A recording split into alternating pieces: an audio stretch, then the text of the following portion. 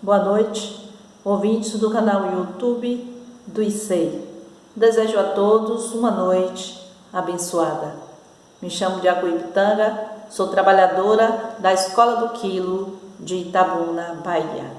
Nona Jornada Espírita da Escola do Quilo de Itabuna. Tema central: no momento tereis aflições, mas tendes bom ânimo. Eu venci o mundo. Jesus. Senhor, queremos neste momento te pedir a permissão para iniciarmos mais um dia de nossa jornada espírita. Nos envolve, Senhor, no teu amor e na tua santa paz. Pai nosso que estás no céu, santificado seja o vosso nome. Venha a nós o vosso reino, seja feita a vossa vontade, assim na terra como no céu. O pão nosso de cada dia nos dai hoje. Perdoai, Senhor, as nossas ofensas, assim como nós perdoamos a quem nos tem ofendido. E não vos deixeis cairmos em tentação, mas livra-nos, Senhor, de todo mal, que assim seja. Palestrante da noite, o nosso irmão Alisson Guedes, trabalhador do Grupo Espírita São Francisco de Assis, em Piedade, Jaboatão, Pernambuco. Tema da palestra de hoje: a paz do Cristo e a pacificação no mundo. Seja bem-vindo e obrigada. Aos amigos de Itabuna, em especial do Centro Escola do Quilo, votos sinceros de saúde e paz. Gostaríamos de agradecer a oportunidade de podermos falar a todos esses corações amigos num tema tão importante, profundo, atual, que é o tema da paz. Foi-nos proposto falarmos sobre a paz do Cristo e a pacificação do mundo.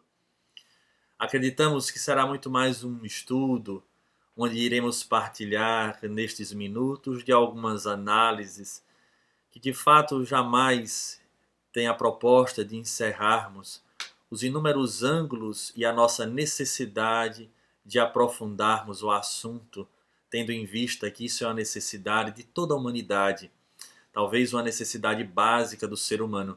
É tão real que vamos observar que desde que o mundo é mundo, percebemos, ou iremos perceber, nas nossas carteiras escolares, em que entramos em contato com os livros que narram a história da humanidade, o quanto somos belicosos. No entanto, a busca ao termo de cada situação não era outra senão a necessidade de algum tipo de paz, em que aquelas pessoas acreditavam que, utilizando-se desse mecanismo, o mecanismo da violência e tantos outros, né, que também fogem à proposta ou à ideia real de paz, faziam verdadeira para, quem sabe, atingi-la. No entanto, diante dessa realidade, iremos observar que inúmeros foram os teóricos que contribuíram, através de inúmeras análises, para o porquê dos conflitos e como atingir esse estado de paz. Em nenhum momento nos passa a ideia de fazer nenhuma crítica. Pelo contrário, cada um deles contribui e vamos chegar a uma conclusão de que tudo depende do ângulo em que se enxerga a questão. É apenas uma questão de perspectiva, onde um não contradiz o outro de alguma forma, porque cada um buscava contribuir e, olhando por um ângulo da questão, essa era a situação que, naquele ângulo, justificava os conflitos. Obviamente, analisando esses conflitos, chegava-se a uma proposta para estabelecer a paz. No entanto, já podemos afirmar que nenhuma dessas teses conseguiram atingir a sua meta, tendo em vista que, quando nós olhamos para o mundo de hoje, para o planeta como se encontra, ficamos perguntando como pode, em todos os lugares do mundo, as pessoas desejam a paz, mas essa paz ela não se estabelece. E é interessante porque, repetimos, se nós fizermos e precisamos fazer este retorno no tempo para fazermos um caminhar, uma construção, perceberemos que chega a ser um grande paradoxo para nós que buscamos a paz, mas ao mesmo tempo, sendo um desejo comum, ela não se estabelece. Assim, voltando um pouco nesse nosso processo do desenvolvimento, perceberemos que fomos adestrados pelo próprio processo evolutivo a sermos verdadeiros observadores. Saíamos das nossas furnas observando os fenômenos da natureza que se estabeleciam, né, de maneira comum.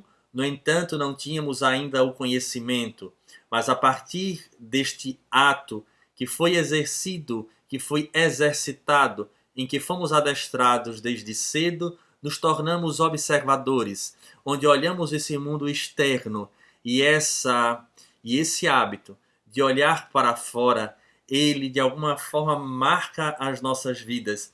E até hoje, assim nos fazemos, como fiéis observadores da realidade que nos cerca e que atinge o nosso ser, seja no nosso cotidiano ou intimamente falando. Estamos vivendo um período como esse, onde estamos observando a existência desse vírus e, como observador, vamos percebendo a interação de como ele atinge a nossa vida em sociedade, bem como no nosso mundo íntimo.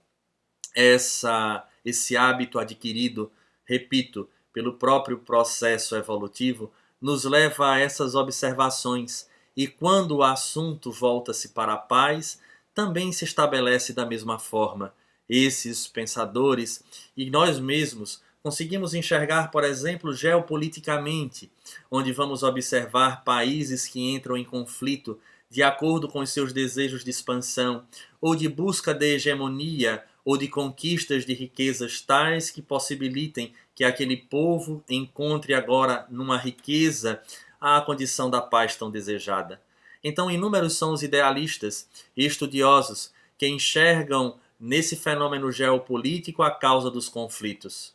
Podemos falar, inclusive, de algo menor, não olhando agora para um contexto global, mas territorialmente falando, quando olhamos para, por exemplo, os nossos bairros, advindo de uma cidade repleta de violência, repleta de desafios sociais, e agora da cidade restringimos ao bairro, do bairro vamos ao vizinho, do vizinho olhamos agora para a família e conseguimos fazer uma leitura encadeada, de alguma forma, desses conflitos que geram conflitos e que, obviamente, impedem que se estabeleça a própria paz. Essa mesma realidade, então, desse fenômeno da observação da qual nós fomos adestrados, nos apresenta também neste período talvez a semente daquilo que vem a ser a grande causa desses problemas que geram conflitos, fazendo com que nós não atinjamos a condição, o porto seguro da paz. Quando, ainda naquelas experiências primeiras, obviamente pela necessidade de sobrevivência, acabamos desenvolvendo em nós o egoísmo, e esse egoísmo nos levava, por uma questão, repito, de sobrevivência, a lutarmos com outros clãs, ou até mesmo com outros seres, para a manutenção da nossa existência. Estabelece em nós, então, a ideia do primeiro eu, do segundo eu, do terceiro eu. Então, obviamente, com o passar do tempo, começam-se as diferenciações dentro do próprio clã, e essa condição do egoísmo expressa-se agora também através do orgulho, onde este orgulho faz com que nos coloquemos numa posição diferenciada daqueles outros que também lutam, mas não têm as mesmas possibilidades e condições que nós temos. Vamos observar que essa herança ancestral, de alguma forma, responde, muitas vezes, ou podemos dizer que, de fato, como sendo o grande causador desses conflitos que perturbam a sociedade e o mundo como um todo.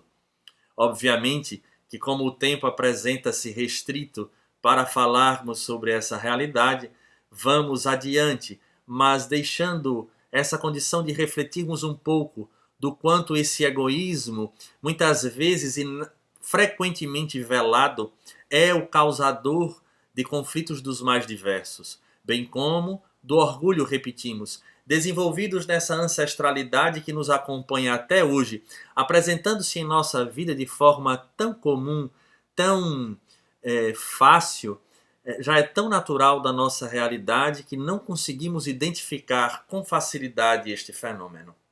Assim, chegamos no mundo de hoje, nessa sociedade em que vivemos, e quando olhamos para trás, repetimos, iremos observar um sem número de conflitos dos mais diversos.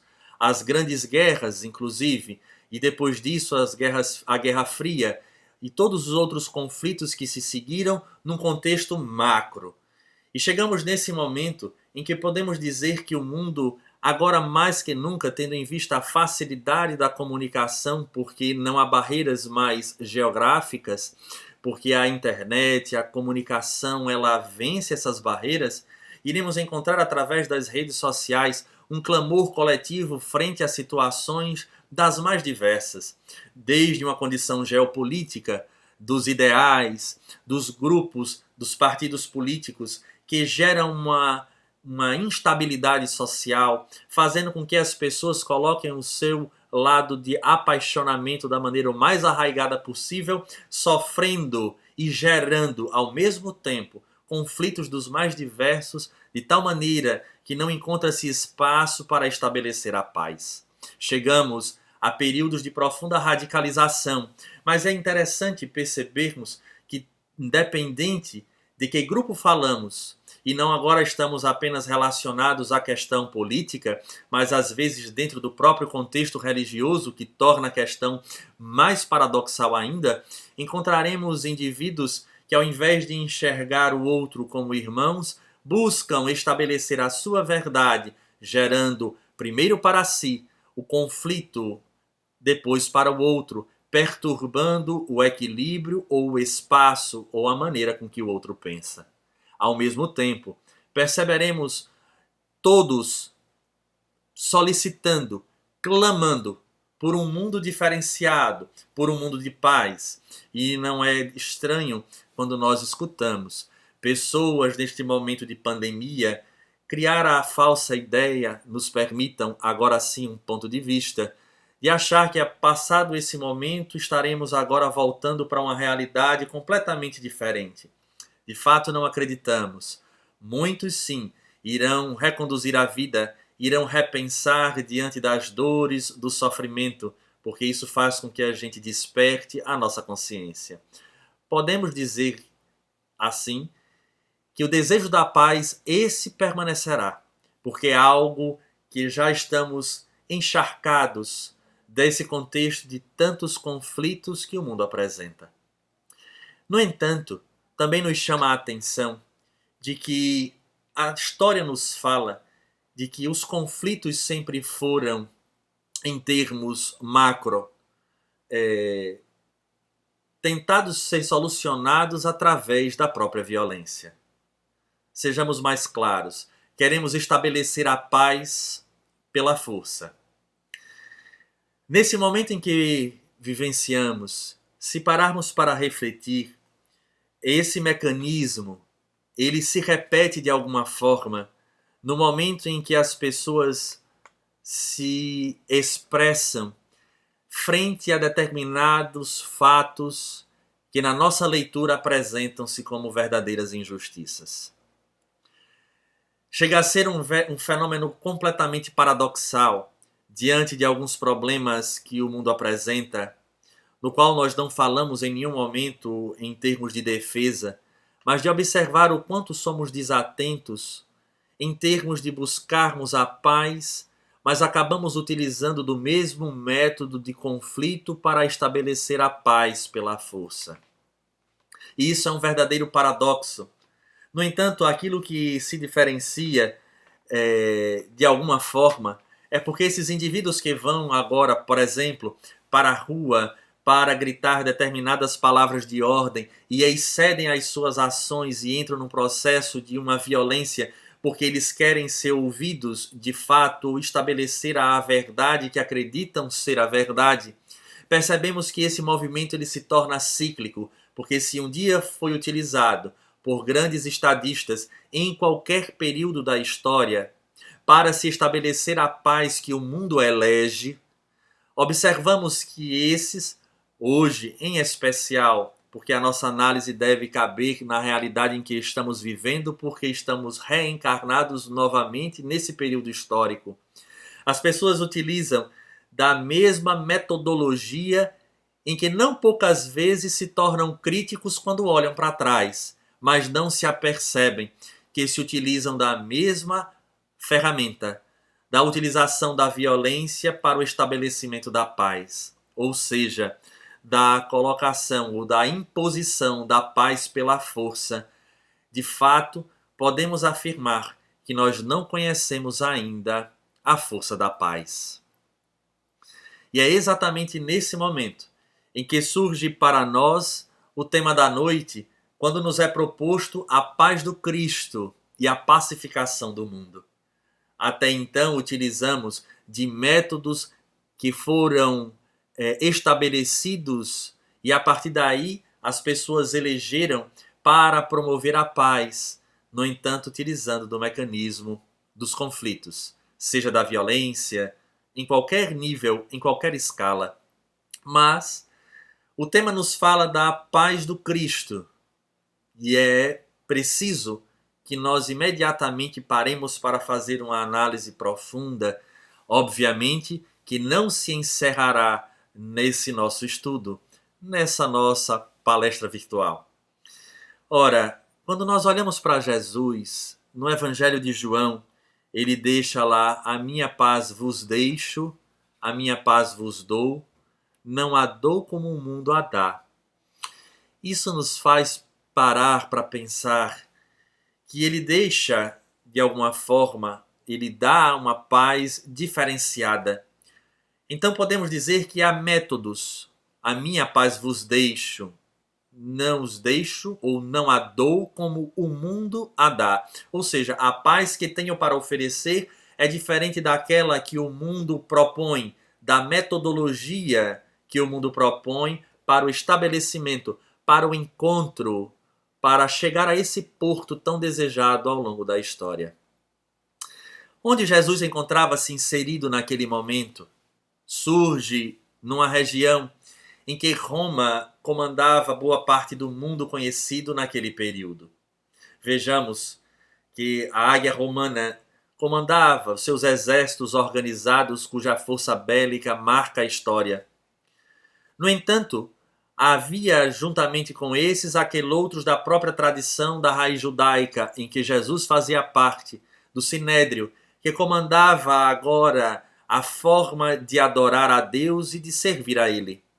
Jesus então encontra-se no centro desses indivíduos que representavam o poder temporal. Somado a isso, encontrava-se no meio de indivíduos de alguma forma fanáticos uns e outros sofredores, frutos desse sistema. Mas que podemos afirmar que muitos deles ainda trazendo uma ignorância marcante, o que era difícil, na nossa perspectiva, do governador do planeta incrustar-se na Terra para falar àqueles que ainda não compreendiam tantas situações. E para completar o cenário, ele chama para estar ao seu lado 12 indivíduos das mais diversas personalidades. No entanto, nenhum deles, podemos dizer assim, eram pessoas de grande influência social, que poderiam gerar alguma vantagem para a proposta que Jesus veio fazer, ou veio lecionar e vivenciar. Podemos dizer, em palavras, obviamente, tendo como referência a horizontalidade da terra, Jesus encontrava-se em maus lençóis. Porque, afinal de contas, um governo que subjugava um povo, que também trazia uma governança religiosa que atingia a forma de conviver civilmente, pessoas ignorantes que talvez tivessem medo de romper com o status quo, contando com a ajuda de indivíduos aparentemente limitados para o estabelecimento de uma nova realidade. Fico pensando, se fosse qualquer um de nós diante dessa realidade, e às vezes assim nos encontramos, dentro do nosso trabalho, dentro da nossa família, e termos que romper com uma cultura ou uma tradição para vivermos conforme a realidade do Espírito, como é complexo. Imaginemos então Jesus nesse momento.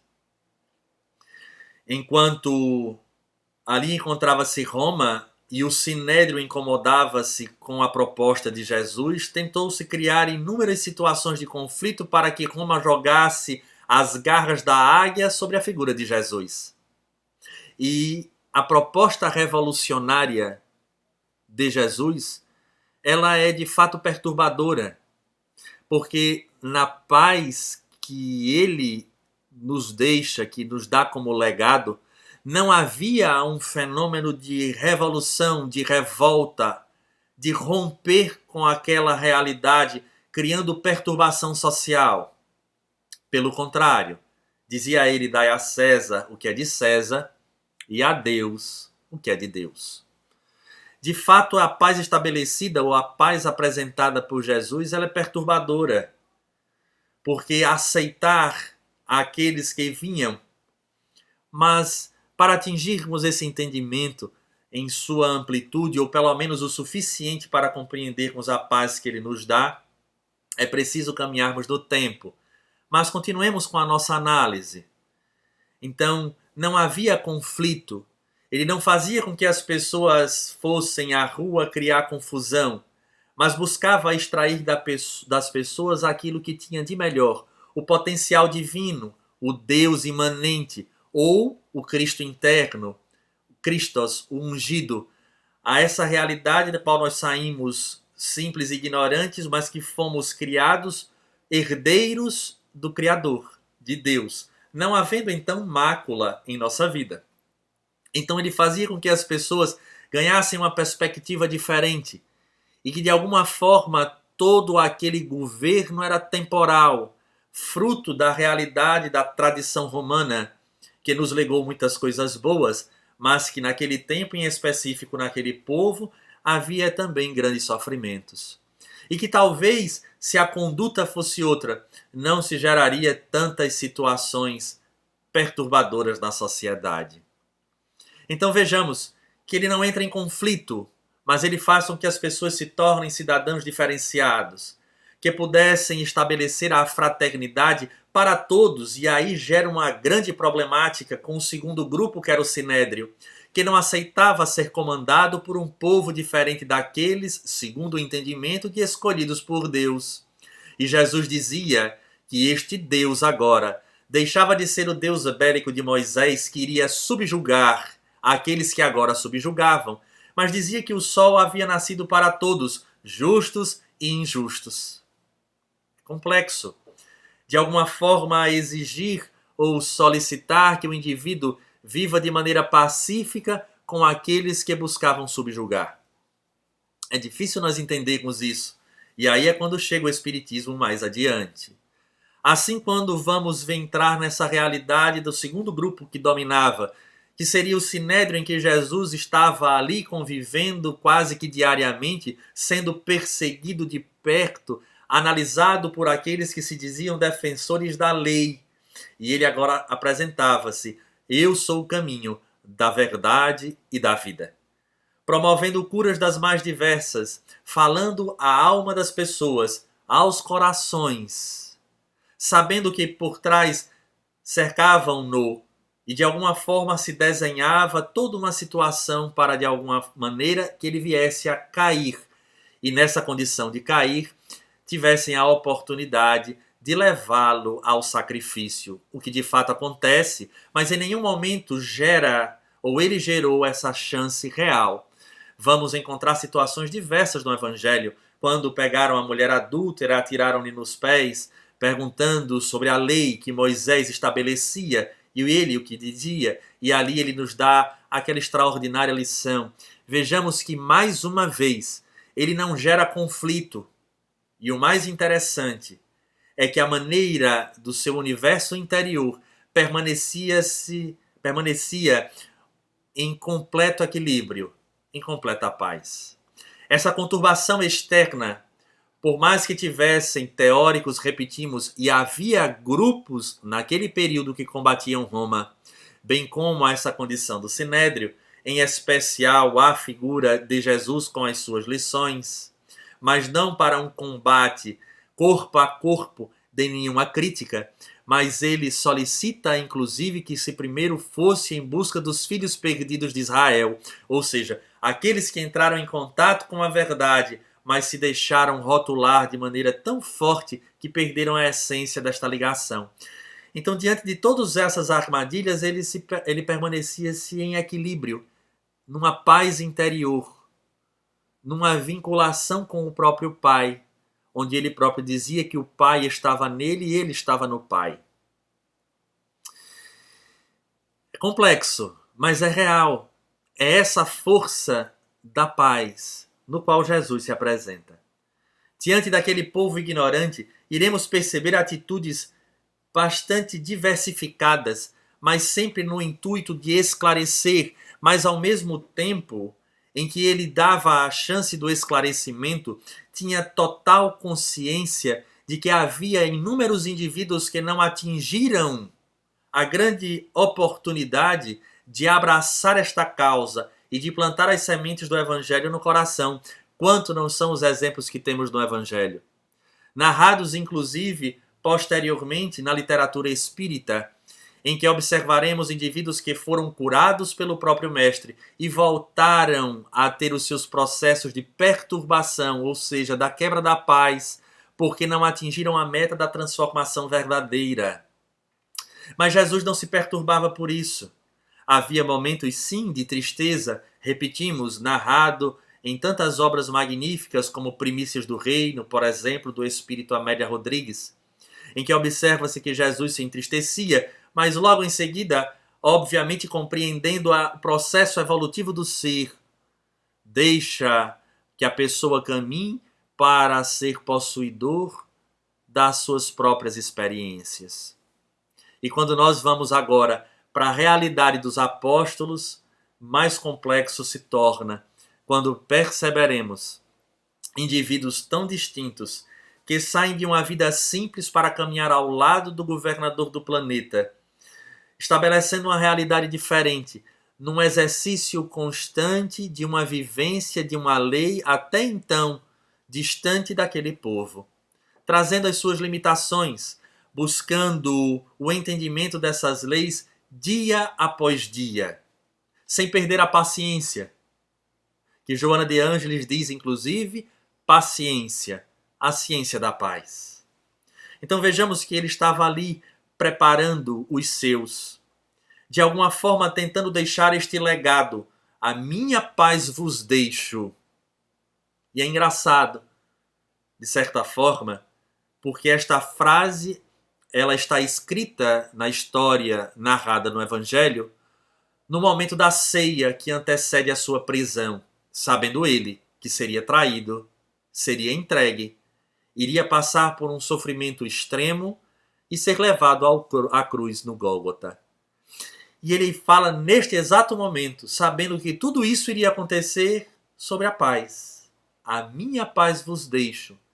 Então podemos chegar à conclusão de que a paz de Jesus, naquele momento em especial, ela não tem a ver com a paz de fato que o mundo estava proporcionando, porque a última coisa que o mundo estaria proporcionando para ele era a paz, mas momentos de profunda conturbação e de dor. Mas ainda assim mantinha-se, obviamente passados os fenômenos, que o Evangelho narra, entrando em contato com essa necessidade, com essa responsabilidade que tinha, ele consegue estabelecer na sua intimidade este equilíbrio, esta conexão com uma palavra que o Evangelho segundo o Espiritismo irá nos chamar, e é um convite também para todos nós, com o dever, no qual ele tinha. E no momento em que ele se conecta profundamente com a divindade, com o dever, ele estabelece novamente a paz, passado aquele período da amargura.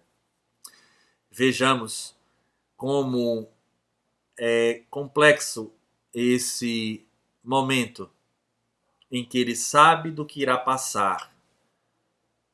Vai passar por todo esse contexto e vai entrar em conexão com a divindade, acendendo a força ou a chama do dever para entregar-se em holocausto. E com isso, convivendo com essas figuras, com esses apóstolos, que só conseguiram amadurecer pós a sua partida. No entanto, gostaríamos de chamar a atenção para a figura de Judas Iscariotes, porque Judas, não aqui fazendo uma crítica, mas uma análise do tema a paz do Cristo e a pacificação do mundo, Judas, podemos dizer que ele representa esse fenômeno de paz conturbada, ou essa paz desejada, nunca alcançada, que o mundo estabeleceu em toda a sua história. Vejamos, Judas não trai Jesus, acreditamos, inclusive encontramos isso na literatura espírita, pelo simples prazer de trair por conta de moedas. Ele queria a revolução. Na cabeça e na visão que Judas tinha, Jesus era adorado pelo povo, e no momento em que ele fosse entregue, haveria a revolução, a tomada do poder, a luta daqueles que eram sofredores em detrimento daqueles que comandavam. E a partir dali iria se estabelecer um novo reinado, tendo a figura de Jesus como um rei. É exatamente isso que acreditamos que hoje se repete o mesmo fenômeno histórico que Judas viveu. E aí, Judas sucumbe diante do fenômeno que ocorre. Jesus é preso, e naquele momento é colocado, como nós sabemos da história, Jesus de um lado e Barrabás. E até aí existe algo bastante simbólico. Jesus, o Filho de Deus, e do outro lado Barrabás, cuja tradução do nome, Bar-Abá, o prefixo Bar significa filho de, Abá significa Deus, Bar-Abás, filho de Deus. De um lado tínhamos Jesus, filho de Deus, do outro lado tínhamos Barrabás, filho de Deus. Obviamente, num contexto onde a doutrina espírita nos explica, todos nós somos filhos da divindade, mas nesse momento histórico em específico, falamos da figura de Jesus, o príncipe da paz, aquele filho de Deus, o ungido, e a figura de Barrabás, talvez do Deus do mundo, da horizontalidade. E é interessante, porque é exatamente neste momento que o povo elege para a soltura a figura de Barrabás, ou seja, aquele que faz a revolução, aquele que se utiliza do método da violência para remover o inimigo do poder e estabelecer um outro reinado, utilizando-se das mesmas ferramentas da violência para atingir a meta da paz. E a história nos mostra que isso não apresenta nenhum resultado positivo. Jesus, por sua vez, obviamente, apresentando a força da paz pelo entendimento que trazia, pela missão que vinha cumprir. Sendo assim, a minha paz vos deixo é algo de fato profundo, onde precisaremos refletir ainda. Então a figura de Judas Iscariotes, de alguma maneira, ela representa muitos de nós que queremos a paz, seja ela em que patamar? No macro, no sentido geopolítico, seja no sentido mais próximo das nossas vivências, mas ainda assim queremos estabelecer utilizando-se da força e não desse fenômeno, não desse mecanismo, deste método divino de cumprir com o nosso dever como espírito imortal, cristão, obviamente, buscando fazer o nosso melhor e nos encontrarmos em harmonia com as leis divinas. Essa perspectiva, ela vai ganhar uma força muito grande quando chega a doutrina espírita. Por quê? Porque ela que irá nos ampliar a perspectiva para entendermos de fato essa atitude de Jesus perante todos esses fenômenos. Roma, o sinédrio, a ignorância do povo e os apóstolos ainda imaturos. É exatamente na doutrina que encontraremos um suporte mais racional, que nos dará, obviamente, embasamento para buscarmos atingir a nossa paz e, em consequência, e estaremos contribuindo para a estruturação da paz no mundo. A dificuldade encontra-se, primeiro de tudo, em nós acreditarmos nesta possibilidade. Mas vejamos o que a doutrina nos traz. A primeira condição seria a realidade de Deus. Ele deixa novamente de ser o Deus dos exércitos e apresenta-nos agora a realidade de uma inteligência suprema, cujos atributos nos fala da condição de justiça, amor e caridade, que seria a lei. Ele é soberanamente justo e bom. O segundo ponto seria a imortalidade, onde nós somos espíritos e, obviamente, estamos em passagem na Terra para os aprendizados necessários. E nesse fenômeno da imortalidade, obviamente da reencarnação, encontra-se atrelado à lei de causa e efeito. Lei de causa e efeito, e vem nos estabelecer então, somado com a figura de Deus, de ser soberanamente justo e bom, de sermos imortais. E esse fenômeno da lei de causa e efeito irá, obviamente, nos estabelecer um entendimento diferenciado de que, de fato, nós estamos na Terra no período que necessitamos, numa estrutura familiar, onde é aquilo que também precisamos, num organismo desenhado pelas nossas ações pretéritas que apresentam as nossas necessidades agora para o estabelecimento do nosso equilíbrio e da nossa paz. Porque conclui, em termos dessas aquisições que a doutrina nos possibilita, algo que também se torna perturbador, em especial no campo religioso. Porque todos querem encontrar ou ser detentor das leis e da verdade. E a doutrina espírita nos diz que essas leis encontram-se estabelecidas, gravadas na consciência.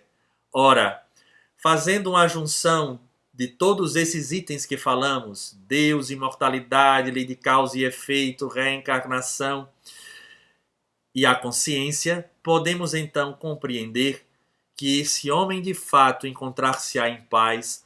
Cada um de nós se encontrará em paz quando nós conseguirmos criar uma conexão dessa nossa consciência, onde se encontram as leis estabelecidas, gravadas, com a nossa prática no dia a dia. Porque Jesus encontrava-se num mundo repleto de conflitos, mas mantinha a sua paz intacta. Essa é a paz do Cristo. Não adianta nós clamarmos por paz, irmos para a rua ou dentro do nosso próprio estabelecimento, da nossa própria casa, no lar, no trabalho, querermos criar conflitos para estabelecer a paz, porque isso nada mais é do que a projeção dos conflitos que trazemos na nossa intimidade. Porque a nossa consciência já nos fala de situações outras que marcam de tal maneira que o homem velho então se estabelece. Ele prepondera no dia a dia e o homem velho encontra-se marcado por inúmeras tendências belicosas, conflituosas. Como nós trazemos os conflitos dentro da nossa intimidade, nós não conseguimos estabelecer a paz do lado de fora. Há pessoas que nos questionam sobre sistemas, sobre ideologias, sobre partidos, e confesso que cada vez que aprofundo na leitura espírita, cada vez que estudamos a figura de Jesus, conseguimos chegar à conclusão de que não se encontra em nenhuma ideologia, não se encontra em nenhuma bandeira política, muito menos religiosa, mas o homem precisa urgentemente reeducar-se, modificar a sua intimidade, porque nesse momento, onde ele criar uma conexão com a sua própria consciência, logo com as leis que nela se encontram, ele atingirá essa meta da paz do Cristo. E a partir daí começará o fenômeno da pacificação do mundo.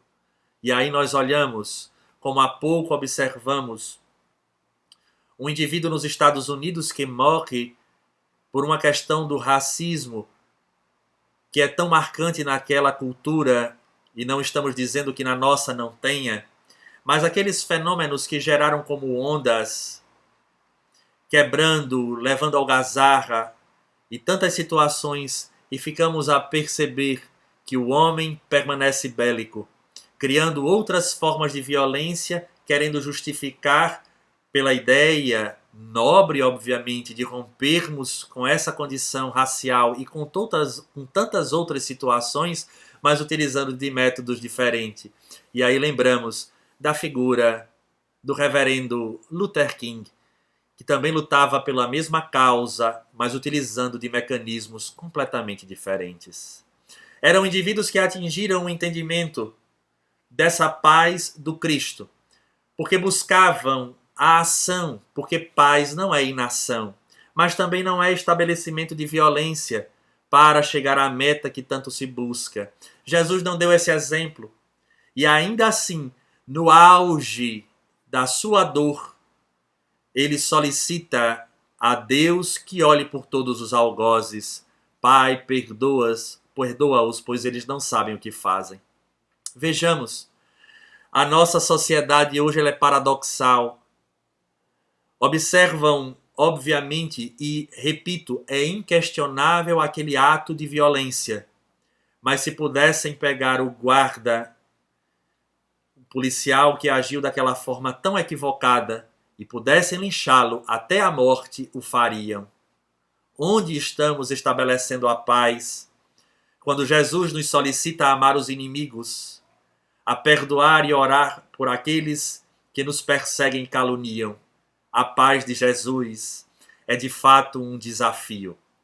No entanto, naquela frase que Jesus deixa, a minha paz vos deixo, a minha paz vos dou, na hora em que ele fala essa realidade, nós gostaríamos de lembrar que a palavra, ela, no Evangelho, no grego, ela vem do termo, ou a palavra eireni, ou irini, que se nós formos buscar, ela significa paz. Mas ela tem muitos significados, muitos sentidos. E um desses sentidos de paz, neste termo utilizado por Jesus, não é outro que não proteção. É interessante, a minha paz vos deixo, a minha paz vos dou, e esta paz que Jesus fala, repetimos, no grego, ela vem do termo que também significa proteção. Quando nós olhamos para o termo hebraico shalom, iremos encontrar, obviamente, a palavra paz, mas também há um sentido em shalom que significa estar a salvo. Vejamos, no grego vai significar proteção, no hebraico estar a salvo. Se nós pararmos para pensar um pouco, quando falamos no grego proteção, não é para livrar do mal nenhum indivíduo, mas é para livrar das consequências do mal. E isso nos dá um novo sentido, que a doutrina espírita nos possibilita enxergarmos. Porque na medida em que compreendemos que Deus é soberanamente justo e bom, que há a lei de causa e efeito, que há a reencarnação, e que essa lei divina encontra-se estabelecida na consciência, quando nós não conseguimos vivenciar essas leis divinas, essas leis morais, em especial a lei de amor que encontra-se, que inclui toda a lei e os profetas, nós criamos consequências para nós. Então a paz não se estabelece. O shalom, ou o irini, ele não se estabelece. Por quê? Porque essa proteção, proteger o indivíduo da consequência do mal, não é protegê-lo do mal.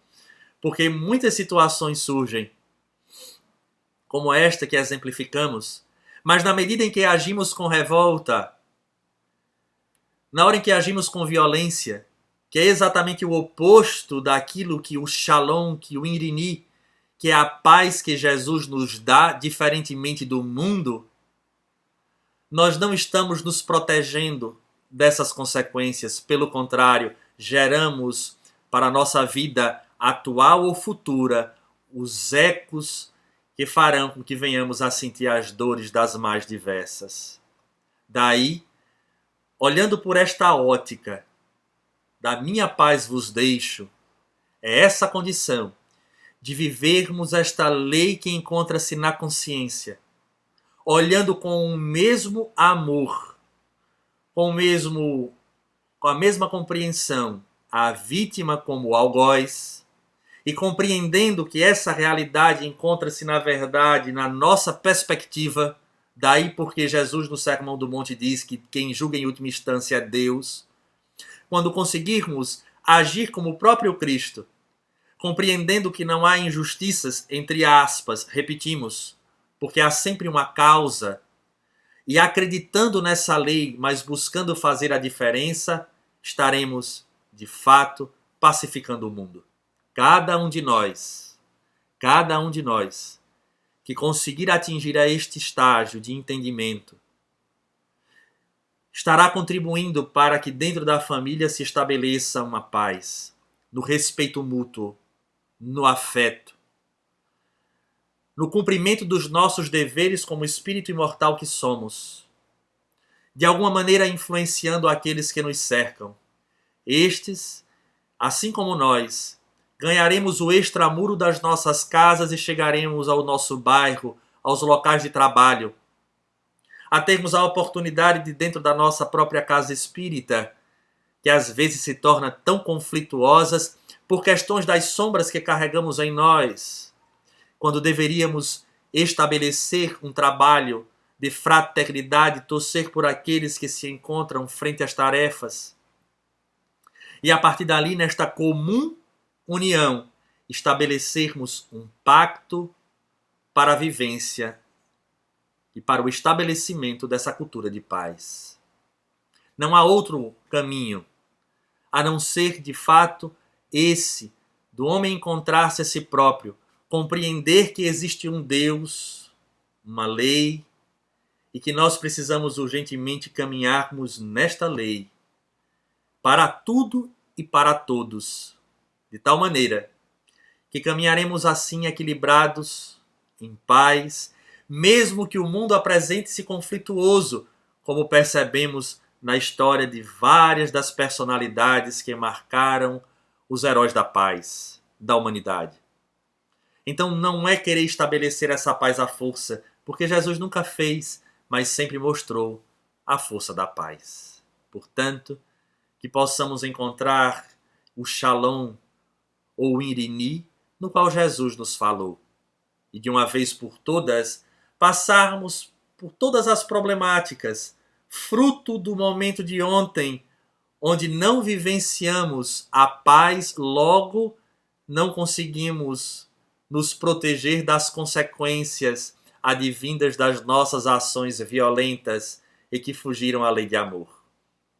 Então, no momento em que estabelecermos, de fato, que entendermos essa conexão de Deus, imortalidade, causa e efeito, consciência, leis e a nossa vivência, atingiremos essa meta.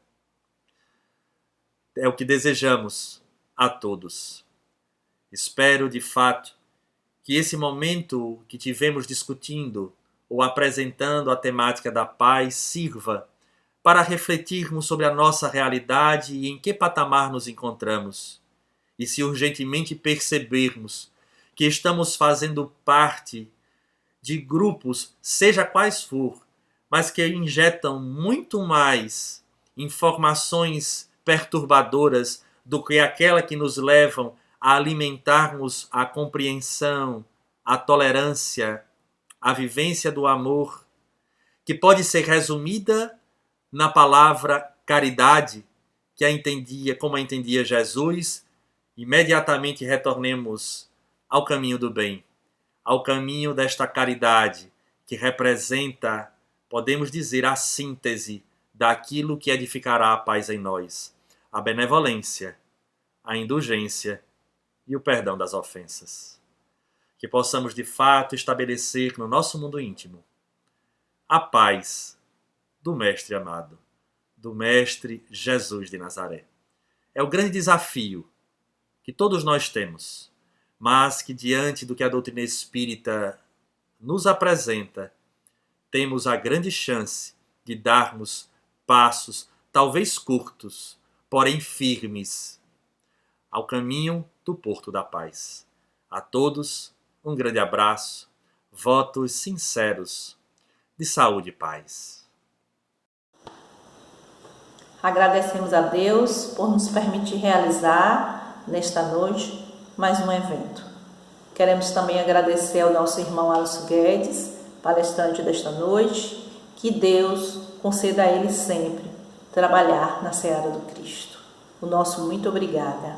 Queremos ainda convidar a todos para o último dia da nossa jornada espírita. Amanhã terá como palestrante a nossa jornada o irmão Lindomar Coutinho, que falará sobre o tema central: no mundo tereis aflições, mas tendes bom ânimo. Eu venci o mundo. Jesus. Mensagem do Grupo Espírita Herdeiros de Luz.